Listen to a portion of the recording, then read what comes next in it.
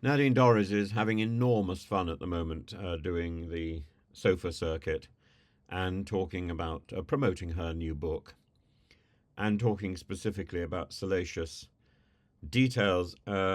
This is one that um, she is doing on in Victoria, Derbyshire, and she's talking about two naked a photograph of two naked Conservative MPs in an office, and she points out that this is an office where these things go on regularly, and there's a WhatsApp group which encourages people to participate. RN right now. Let's have a look at what she's got to say.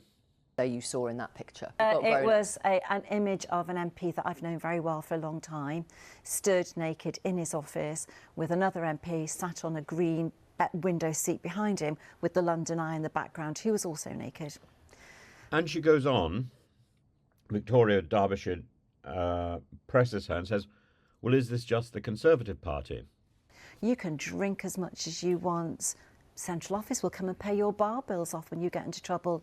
You can act in an appropriate way with young staffers, male or female, and we will cover that up for you. Not only that, you can go and fight the next election. Makes you wonder why anyone would vote Tory again. Well, I'm not even sure it just happens in the Conservative Party. OK, but you've only mentioned well, that's, Tory stuff. Yeah. The point is she doesn't have evidence for anybody else. I would strongly suggest that this is a culture of Westminster. It's a culture of privilege. It's a culture of the elite, and it's something that, if you start probing, probably is going on all over the country.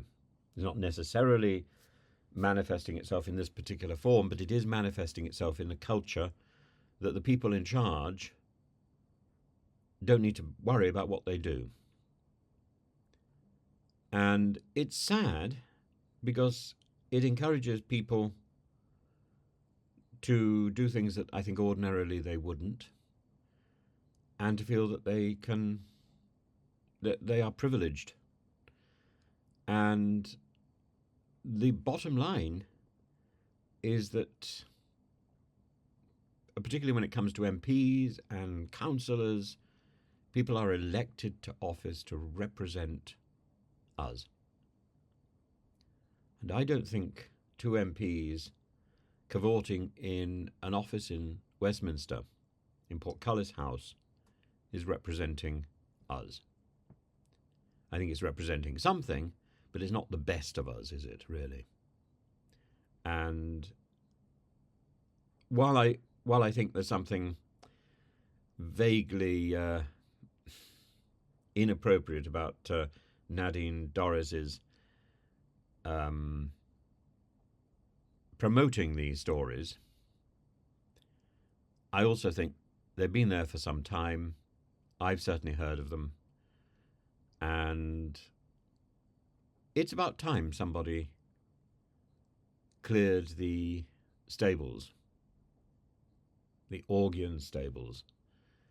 And if that has to be Nadine Dorries, well, at least it will be entertaining while it's happening.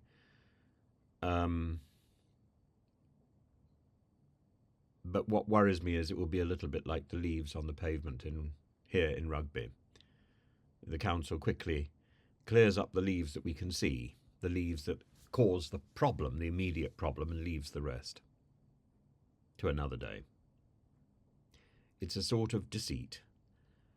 And I'm sure this will end up with somebody being held to ridicule and publicly excoriated.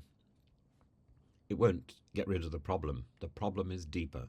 The problem is a sense of entitlement. And that, I think, goes all the way through Westminster.